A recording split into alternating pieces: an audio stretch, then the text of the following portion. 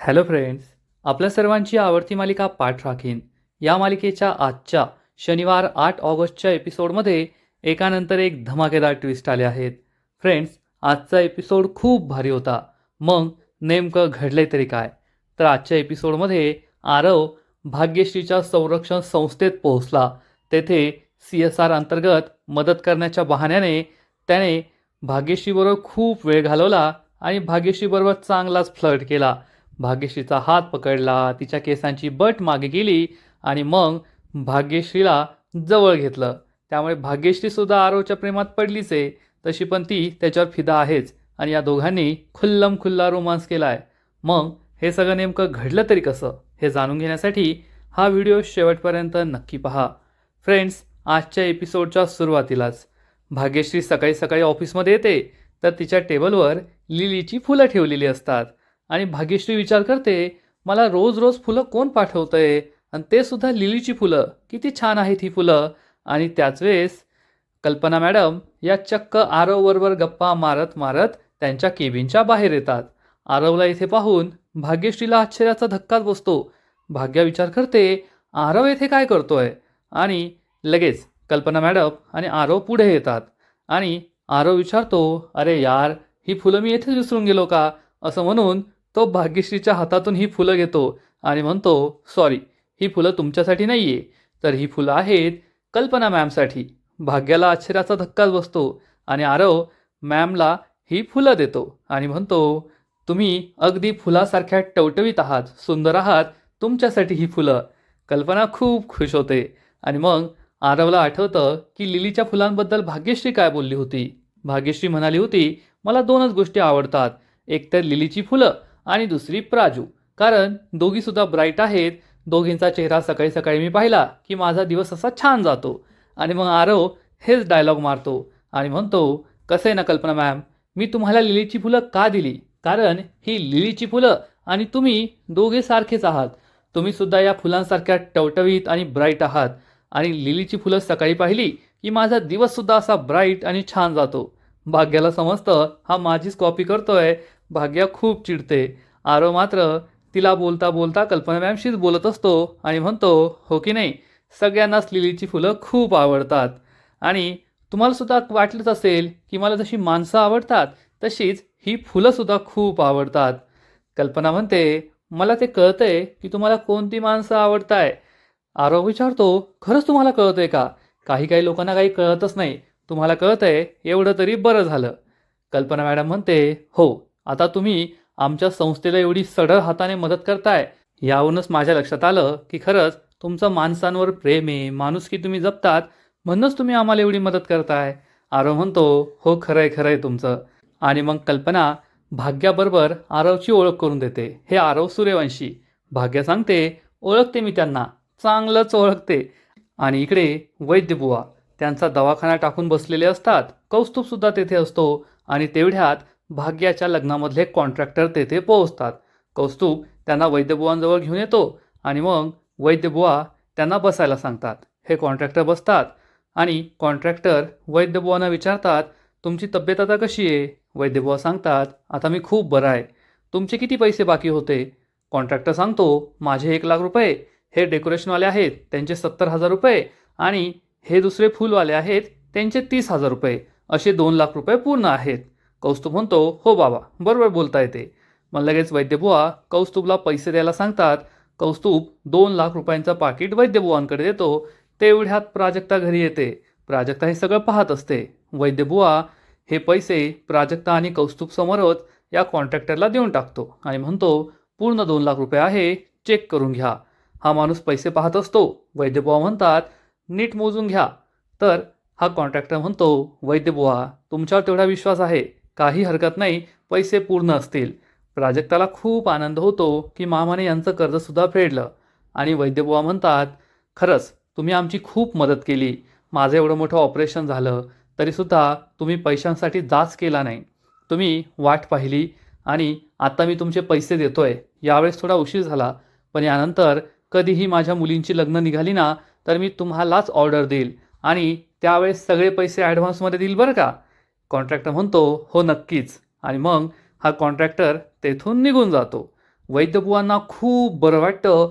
वैद्यबुवा हे खुर्चीवरच अशी मान मागे टाकून बसतात. डोक्यावरचं मोठं कर्ज गेल्यामुळे त्यांना इतका आनंद झालेला असतो. ते एवढे रिलॅक्स झालेले असतात. पण प्राजक्ताला भीती वाटते, की मामाला काय झालंय? मामा असा का बसलाय? आणि इकडे संरक्षण संस्थेमध्ये कल्पना ही भाग्याला सांगते, हे आरव सूर्यवंशी आहेत, यांना आपली संस्था कसं काम करते, तळागाळातल्या स्त्रियांना कशी मदत करते, आपल्या संस्थेचा उद्देश काय आहे, तत्व काय आहेत, काम करण्याची पद्धत काय आहे, या सगळ्याबद्दल माहिती दे. भाग्या म्हणते, मी तर आत्ताच जॉईन झाली आहे, मी यांना कशी माहिती देऊ शकते? कल्पना सांगते, अगं बाकीचे सगळे स्वयंसेवक बाहेर गेले आहेत, मला आणि लताला एक महत्त्वाची मीटिंग आहे, आम्ही तिकडे जातोय आणि आता तूच बाकी आहे, तू सांग. त्यांना सांगता सांगता तुला सुद्धा आपल्या संस्थेचं कामकाज कळेल. भाग्याचा नाईलाज होतो. आरव म्हणतो, थँक्यू मॅम. आणि तेथून कल्पना आणि लता या दोघीही निघून जातात. मग आरव हा भाग्याला म्हणतो, चला मग सुरू करायचं का? भाग्य विचारते, काय? आरव म्हणतो, ते मॅमने सांगितल्याप्रमाणे तुम्ही मला माहिती देणार आहे ना, की तुमची संरक्षण संस्था काय करते, कसं करते, ते सगळं सुरू करायचं का असं विचारतोय मी. भाग्याला समजतं, हा काय संस्थेचं काम जाणून घेण्यासाठी आला नाहीये, हा फक्त टाइमपास करण्यासाठी इथे आलाय. आणि इकडे वैद्यबुवा शांत निवांत बसलेले असतात. प्राजक्ता विचारते, काय झालं मामा, पाणी देऊ का? प्राजक्ता वैद्यबुवांना पाणी देते. वैद्यबुवा पाणी पितात आणि सांगतात, प्राजक्ता मला काही झालेलं नाहीये, उलट माझा उत्साह आता 10 पट वाढलाय, कारण माझ्या डोक्यावर जे कर्ज होतं ना, ते पूर्णपणे फिटलंय आणि माझ्या एवढा आनंद या जगात दुसऱ्या कोणालाही झालेला नाहीये. खरंच जेव्हा कर्ज डोक्यावरून फिटतं ना, तेव्हा किती छान वाटतं हे आज मला कळतंय. यानंतर पुन्हा असं कर्ज नको. आणि कौस्तुभ, बरं झालं त्या नऱ्याभाईचे फक्त 3 लाख रुपयेच होते, म्हणून या लोकांचे 2 लाख देता आले, नाहीतर त्यांचे पैसे चुकवता आले नसते आणि मला आणखीन त्रास झाला असता. हे सगळं प्राजक्ता ऐकते. प्राजक्ताला ते बिलकुल आवडत नाही. आणि मग वैद्यबुवा म्हणतात, मी पेशंट पाहतो, तुम्ही आतमध्ये जाऊन जेवण करून घ्या, आई तुमची वाट पाहत असेल. प्राजक्ता आणि कौस्तुभ हे दोघेही घरामध्ये निघून जातात. आणि मग घरात गेल्यावर कौस्तुभ प्राजक्ताला म्हणतो, पाहिलंस ना, मी काल 2 लाख रुपये का कमी सांगितले होते, कारण या कॉन्ट्रॅक्टरचे पैसे द्यायला हवे होते आपल्याला. प्राजक्ता म्हणते, दादा मला त्याबद्दल तुझ्याशी बोलायचंच आहे, तू असं का केलंस, सकाळी तू नऱ्याभाईचे पैसे कमी का सांगितले? कौस्तुभ म्हणतो, कसं आहे प्राजक्ता, आता सुलक्षणा मॅम आपल्याला एवढी मदत करताय, मग त्यांनी 20 लाखाची मदत केली काय आणि 22 लाखाची मदत केली काय, काय फरक पडतो? एवढे पैसे म्हणजे त्यांच्यासाठी समुद्रातून 2 तांबे पाणी काढल्यासारखं आहे, त्यात काय फरक पडतो? आणि आता सगळं झालंय ना, त्यांनी तुला मदत करायची ठरवली आहे, मग 20 ऐवजी 22 लाखाची मदत केली, चांगलं झालं, आपलं सुद्धा सगळं कर्ज मिटलं. प्राजक्ता खूप चिडते आणि म्हणते, दादा तुला कळतंय का, या मदतीसाठी मला काय काय करावं लागलंय? कौस्तुभ विचारतो, काय करावं लागलंय? प्राजक्ता काहीच बोलत नाही आणि म्हणते, ते सगळं सोड, पण दादा सकाळी मामा आणि मामीने तुला जे सांगितलं, मी सुद्धा तेच तुला सांगेल, ही शेवटची वेळ, यानंतर पुन्हा कधीही आपलं घर गोत्यात येईल असं काहीही करायचं नाही, मी तुला शेवटचं सांगतेय. आणि यावेळेस तुझ्या चुकीमुळे आपल्याला आपलं घर गमवावं लागलं, आपलं घर हे कायमचं आपल्या हातून गेलं असतं, पण देवाची साथ होती म्हणून हे सगळं जुळून आलंय, यानंतर पुन्हा अशी चूक करायची नाही, मी तुला शेवटचं सांगतेय. कौस्तुभ कान पकडून म्हणतो, अगं बाई नाही करणार अशी चूक परत. कौस्तुभ हसत खेळत तेथून निघून जातो. प्राजक्ताला मात्र टेन्शन आलेलं असतं. आणि मग प्राजक्ता घरातील मंदिरात येते, गणपती बाप्पांसमोर हात जोडून दिवा लावते आणि म्हणते, बाप्पा शेवटी आज आम्ही आमच्या घरी परत आलो, या दिवसाचीच मी खूप वाट पाहत होते, शेवटी तुझ्या कृपेने हा दिवस आला. फक्त आम्हाला आमचं घरच परत मिळालं नाही, तर भाग्यासाठी खूप चांगलं स्थळसुद्धा मिळालंय. आरव सर, सुलक्षणा मॅम भाग्याला नेहमी खुश ठेवतील, आनंदी ठेवतील, यात शंका नाहीये. आणि माझा नवरा कसाही असला, त्याचा स्वभाव कसाही असला, तो माझा कितीही रागराग कितीही द्वेष करत असला ना, तरीसुद्धा मी हा संसार तडीस नेईल, पार करेल, कारण मला स्वतःपेक्षा, माझ्या संसारापेक्षा माझ्या भाग्याचं सुख, माझ्या कुटुंबाचं सुख सगळ्यात जास्त महत्त्वाचं आहे. तेवढ्यात दिवा हा पुन्हा फडफड करू लागतो. प्राजक्ता दिव्याच्या भोवती हात ठेवते आणि म्हणते, बाप्पा आता आयुष्यात कोणतंही संकट आलं ना, तरी मी त्या संकटाशी अशीच लढेल, कारण मला माहिती आहे माझ्या आयुष्याचं काही झालं तरी चालेल, पण माझ्या या निर्णयावर माझ्या संपूर्ण कुटुंबाचं आयुष्य भविष्य हे निर्भर आहे आणि मी त्याप्रमाणेच वागेल. प्राजक्ता गणपती बाप्पांना नमस्कार करून सगळं काही ठीक होऊ दे यासाठी प्रार्थना करते. आणि इकडे आरव हा भाग्याच्या समोर खुर्चीवर बसलेला असतो. भाग्या आपल्या संस्थेशी रिलेटेड डॉक्युमेंट्स घेऊन येते. भाग्या बसते, ती काही बोलणार त्याआधीच आरव तिला विचारतो, तुम्ही बोलणार आहात की मी बोलायचं आहे? काय बोलायचं आहे हे तुम्हीच सांगा. भाग्या विचारते, म्हणजे तुला काय बोलायचं मला तेच कळत नाहीये. येथे तू संस्थेची माहिती घ्यायला आलाय की स्वतः काही सांगायला आलाय? जर मी तुला माहिती सांगणार आहे तर मी बोलणार ना, तू काय सांगणार? तर आरव म्हणतो, तुला समजत नाहीये, मी येथे संस्थेची माहिती घ्यायला आलोय, पण मी अजून काहीतरी विचार करायला आलोय, मला आणखीन काहीतरी जाणून घ्यायचंय. भाग्याला कळतच नाही हा आरव काय बोलण्याचा प्रयत्न करतोय. आरव म्हणतो, सांग, तू आज एवढी फ्रेश का दिसतीयेस? भाग्या विचारते, म्हणजे? आरव विचारतो, एवढी ब्राईट एवढी फ्रेश दिसतीयेस म्हणजे लिलीची फुलं पाहिली म्हणून की दुसरं काही कारण आहे? भाग्या त्याच्याकडे रागारागाने पाहते आणि काहीच उत्तर देत नाही. दुसरीकडे चारू किचनमध्ये असते, स्वयंपाकाची तयारी करत असते. तेवढ्यात तृप्ती तेथे येते आणि विचारते, आई काय करताय? पंचपक्वानाची तयारी करताय वाटतं. घरात आल्या आल्या तुम्ही वास्तुपुरुषाच्या पाया पडल्या आणि सांगितलं की सगळ्यांना आज मी माझ्या हाताने बनवलेलं खाऊ घालणार आहे, कुणीच किचनमध्ये यायचं नाही. चारू म्हणते, हो खरंय, मी आज सगळ्यांना माझ्या हाताने खाऊ घालणार आहे. तर तृप्ती म्हणते, अहो पण काय फायदा एवढं सगळं बनवल्याचा? तुम्ही एवढं सगळं बनवलंय पण कौस्तुभसुद्धा घरात नाहीये. बाबा तर त्यांचा दवाखाना टाकून बसले. प्राजक्ता आत्ताच आलीये आणि भाग्यासुद्धा घरी नाहीये. मग कोण खाणार? उगाचच तुम्ही एवढा सगळा घाट घातला. हे ऐकून चारूला खूप राग येतो. तृप्ती म्हणते, आत्ता थोड्या वेळ आधी कौस्तुभ बाहेर चालला होता समोसे आणायला, तर बाबांनी त्याला समोसे आणायला सुद्धा जाऊ दिलं नाही. आणि आता तुम्ही एवढा मोठा पंचपक्वानाचा घाट घालताय. मला काय हे बिलकुल पटलेलं नाहीये. मला आहे ना दही कचोरी खायची होती, पण तुम्ही आणि बाबांनी मला दही कचोरी खाऊ दिली नाही. नेहमीचं हे खाऊन खाऊन कंटाळा आलाय. काहीतरी छान चटपटीत खायला मिळेल अशी इच्छा होती. कौस्तुभ आणायला सुद्धा चालला होता, पण तुम्ही मला ते काही आणू दिलं नाही. खरंच जाऊ द्या, नाही आपल्याला तर कमीत कमी बाहेरच्या कुत्र्या मांजरांना तरी चांगलं खायला मिळेल म्हणून मी खुश आहे. कारण घरातली माणसं तर घरात नाहीच आहे हे सगळं खायला. मग कुत्री मांजरी तरी आरामात आनंदात हे सगळं खातील. हे ऐकून चारूच्या तळपायाची आग मस्तकात जाते. चारू म्हणते, तृप्ती लाज नाही वाटत का तुला हे सगळं बोलायला? एकतर कौस्तुभमुळे आपल्यावर ही वेळ आली होती. आपण बेघर झालो, आपलं घर आपल्या हातातून गेलं, तेव्हा तर तू एक शब्दही बोलली नाही, कौस्तुभला सुद्धा काही बोलली नाही. आणि आता तुझ्या बाबांमुळे हे घर आपल्याला परत मिळालंय, आपल्या डोक्यावरचं कर्ज फिटलंय, सगळं छान होतंय, आणि मग तुला हे सगळं बोलायला सुचतंय? लाज नाही वाटत का तुला हे सगळं बोलायला? तृप्तीला खूप राग येतो. चारू तिला ठणकावून सांगते, हे पहा तृप्ती, तुझ्या लग्नाला 2 वर्ष झाली आहेत, तरीसुद्धा या घरातील माणसांना तू आपलं मानलेलं नाहीये. तुला या घरातील माणसं, हे कुटुंब काहीच कळत नाही. तुला फक्त आयुष्य आराम आणि स्वतःची मजा हौसमौस पाहिजे, दुसरं काही नाही. पण एक लक्षात ठेव, जरी तुला हे सगळं फुकट मिळालेलं असलं ना, तरी या घरासाठी मी आणि कौस्तुभच्या बाबांनी खूप खस्ता खाल्ल्या आहेत. म्हणून आज हे घर उभं आहे. आणि घर हे विटा सिमेंटपासून नाही बनत, घर हे त्यातील माणसांपासून बनतं. आणि आम्ही दोघांनी हे घर उभं करण्यासाठी रात्रंदिवस मेहनत केली आहे. ही माणसं जोडून ठेवण्यासाठी रात्रंदिवस मेहनत केली आहे, हे लक्षात ठेव. तृप्तीला खूप राग येतो की चारू तिला खूपच बोलतीये. आणि चारू तृप्तीला ठणकावून सांगते, ही तुझी शेवटची वेळ. यानंतर माझ्या कुटुंबाला, माझ्या या घराला नजर लावण्याचा प्रयत्न केला ना, तर माझ्यापेक्षा वाईट दुसरं कुणी असणार नाही, एवढं लक्षात ठेव. चल निघ इथून. तृप्ती रागारागाने तेथून निघून जाते. चारूने पहिल्यांदाच तृप्तीची जिरवली आहे, नाहीतर एवढे दिवस द्या सोडून म्हणून ती सोडून द्यायची. पण तृप्तीची मात्र आज चांगली जिरली आहे.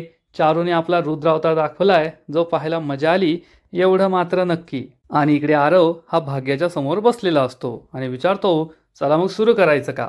भाग्या म्हणते, हो. तर या संस्थेचं नाव आहे संरक्षण संस्था.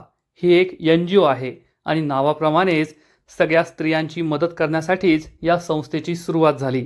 तळागाळातील स्त्रियांना आम्ही मदत करतो. 2003 साली कल्पना मॅमने या संस्थेला सुरुवात केली, कारण त्यांनासुद्धा लग्नानंतर खूप त्रास सहन करावा लागला, अत्याचार सहन करावे लागले. मग त्यांनी घटस्फोट घेतला आणि घटस्फोट घेतल्यावर त्यांच्या लक्षात एक गोष्ट आली की घटस्फोट झाल्यानंतरसुद्धा बायकांना समाजात खूप त्रास सहन करावा लागतो, त्यांना नॉर्मल आयुष्य जगता येत नाही, त्यांच्यासमोर अडचणींचा मोठा पाढा असतो. म्हणूनच त्यांनी या संस्थेची सुरुवात केली आणि मग आम्ही या संस्थेमार्फत मागील 23 वर्षांपासून लाखो स्त्रियांना मदत केली आहे आणि आमची संस्था हेच काम करते की समाजातील शेवटच्या स्त्रीला जिला मदतीची गरज आहे आम्ही तिला मदत मिळवून देतो. आणि हे जेव्हा भाग्या सांगत असते तेव्हा आरव हा एकटक तिच्याकडे पाहत असतो. अहं अहं अहं असं बोलत असतो. त्यामुळे भाग्या खूप चिडते आणि विचारते, हे काय करतोयस तू? अह अह अह तुझं लक्ष तरी आहे का मी काय बोलतोय त्याकडे? आरव म्हणतो, हो माझं लक्ष तुमच्याकडेच आहे, दुसऱ्या कशाकडे नाही. भाग्या चिडून म्हणते, मला नाही वाटत तुला काही इंटरेस्ट आहे सगळं ऐकून घेण्यात. भाग्या जोरात झटका देते, त्यामुळे तिचे केस तिच्या डोळ्यासमोर येतात आणि मग आरव चक्क स्वतःच्या हाताने भाग्याच्या केसांची ही लट तिच्या कानामागे टाकतो. भाग्या त्याच्याकडे आश्चर्याने पाहतच राहते. आरव म्हणतो, ते तुमचे केस डोळ्यासमोर आले ना, ती एक बट ती मागे टाकली. भाग्या खूप चिडते, आपले केस मागे करते आणि आरव हा भाग्याला म्हणतो, तुम्ही खरंच खूप छान दिसता या लुकमध्ये. भाग्या त्याच्याकडे रागारागाने पाहते. आरव विचारतो, मग तुमचा काय विचार आहे? भाग्य विचारते, कशाबद्दल? आरव म्हणतो, या संस्थेबद्दल. या संस्थेबद्दल तुमचा काय विचार आहे ते विचारतोय मी, दुसरं काही नाही. भाग्य म्हणते, तुला आहे ना काही इंटरेस्ट आहे असं मला वाटत नाही. ती सगळे डॉक्युमेंट गोळा करते आणि उठून जाणार इतक्यात आरव चक्क तिचा हात पकडतो. भाग्याचा तोल जातो, ती पडणार तर आरव तिला सावरतो. सगळे पेपर्स त्यांच्या अंगावर पडतात, एकदम फिल्मी स्टाईल. आरव आणि भाग्या दोघेही एकमेकांच्या डोळ्यात काही क्षणांसाठी पाहतच राहतात. तेवढ्यात भाग्या भानावर येते आणि उठून उभी राहते आणि विचारते, हे काय करतोयस तू? आरव म्हणतो, कुठे काय, डॉक्युमेंट्स खाली पडले ना. आणि मग हे दोघेही डॉक्युमेंट्स उचलायला जातात तर दोघांच्या डोक्याची टक्कर होते. दोघे पुन्हा एकमेकांकडे पाहून स्माईल करतात आणि सगळे डॉक्युमेंट्स गोळा करतात. आणि आरव हा भाग्याला म्हणतो, सांगा आता माहिती. भाग्य म्हणते, मला तुला काहीच माहिती सांगायची नाहीये. आरव ओरडतो, कल्पना मॅम ही मला माहिती सांगत नाहीये. तर भाग्या त्याचं तोंड बंद करते आणि म्हणते, अरे आत्ताच मी येथे जॉबला सुरुवात केली आहे आणि तू जर असं केलं ना तर माझी नोकरी जाईल. आरव भाग्याचा हात चेहऱ्यावरून बाजूला करतो आणि म्हणतो, अशी कशी मी तुमची नोकरी जाऊ देईल? मी तुमच्या डोळ्यात काय सुरू आहे ना ते पाहण्याचा प्रयत्न करतोय आणि त्यातून तुमच्या मनात काय चाललंय ते जाणून घेण्याचा प्रयत्न करतोय. भाग्या हे डॉक्युमेंट चेहऱ्यासमोर ठेवते आणि म्हणते, माझ्याकडे असं नको पाहू, मला कसंसं होतंय. मग आरव हे डॉक्युमेंट्स खाली करतो आणि विचारतो, कसंसं होतंय म्हणजे? कुछ कुछ होत आहे. तसंच होतंय का जसं अंजलीला व्हायचं कुछ कुछ होत आहे मध्ये? अंजली, कुछ कुछ होता है मतलब क्या होता है?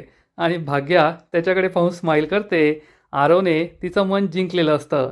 आज आरव हेच ठरून आलाय की भाग्याला त्याच्या प्रेमात पाडायचंच आणि तिला प्रपोज करून आय लव्ह यू टू म्हणायला लावायचंच. असंच दिसतंय आणि आजचा एपिसोड येथेच संपतो. फ्रेंड्स, पाठ राखीन या मालिकेचा आजचा एपिसोड खरंच खूप भारी होता, इंटरेस्टिंग होता. आरव आणि भाग्याची केमिस्ट्री खरंच खूप छान आहे, पाहायला मजा आली. आरवने जसा फ्लर्ट केला, संस्थेमध्ये येऊन भाग्यश्रीला आपल्या मनातलं बोलायला भाग पाडलं, ते पाहायला मजा आली. पाठ राखीन मालिकेचा आजचा एपिसोड तर भारी होता, पण पुढील एपिसोड आणखीन भारी असणारे, आणखीन मोठा ट्विस्ट या मालिकेत येणारे. मग नेमकं घडणार तरी काय? तर या मालिकेच्या पुढील एपिसोडमध्ये आपण पाहू, दिवसभर एवढं सगळं केल्यानंतर आरव शेवटी भाग्यश्रीसमोर गुडघ्यावर बसणार आणि भाग्यश्रीला आय लव्ह यू म्हणणार. परंतु भाग्यश्री त्याला थांबवेल आणि जोरात ओढून म्हणेल, स्टॉप इट. आता आरवला मोठा धक्काच बसेल, कारण एवढ्या वेळ हसणारी गोड गोड बोलणारी भाग्या अचानक एवढी का चिडली आहे. मग आता भाग्या ही आरवचं प्रपोजल नाकारेल की स्वीकारेल? आरव हा एवढ्या लवकर हार मानणार नाहीये एवढं मात्र नक्की. कदाचित भाग्यश्री ही आरवला सांगेल की तुझं माझ्यावर प्रेम आहे, याचा माझ्यावर विश्वास बसत नाहीये, कारण माझ्यासारखा रंगरूप असलेल्या मुलीवर कुणीच प्रेम करू शकत नाही. तू नक्कीच नाटक करतोय, मला फसवतोय. आता आरव हा भाग्याला कसं पटवून देईल हे पाहायला मजा येईल. आणि दुसरीकडे चारू भलतीच खुश असेल. तिने सगळ्यांसाठी पंचपक्वान्नाचं जेवण बनवलेलं असेल, गोडधोड बनवलेलं असेल आणि घरातील सगळ्यांना ती स्वतःच्या हाताने गोडधोड खाऊ घालणार. भाग्या ही चारूला म्हणेल, आई तू एवढी खुश आहे ना, म्हणून तू डबल खा आणि नेहमी अशीच खुश राहा, यापेक्षा जास्त खुश राहा. त्यानंतर चारू तृप्तीला, प्राजक्ताला सगळ्यांना गोडधोड खाऊ घालेल. सगळे खुश असतील आणि सगळ्यांच्या चेहऱ्यावरचा हा आनंद पाहून प्राजक्ता आणखीनच खुश होईल. जर माझं कुटुंब नेहमी एवढं खुश राहणार असेल तर मी काहीही सहन करायला तयार आहे, असं ती म्हणेल. तर फ्रेंड्स, तुम्हाला आजचा एपिसोड आवडला का? नक्कीच कमेंट करून सांगा. आणि पाठ राखीन या मालिकेचे असेच नवीन नवीन एपिसोड, नवीन नवीन अपडेट सर्वात आधी पाहण्यासाठी व्हिडिओला लाईक करा, शेअर करा, चॅनलला सबस्क्राईब करून बेल आयकॉनवर क्लिक करा. म्हणजे या मालिकेचे नवीन नवीन एपिसोड तुम्हाला सर्वात आधी पाहायला मिळतील. खूप खूप खूप धन्यवाद.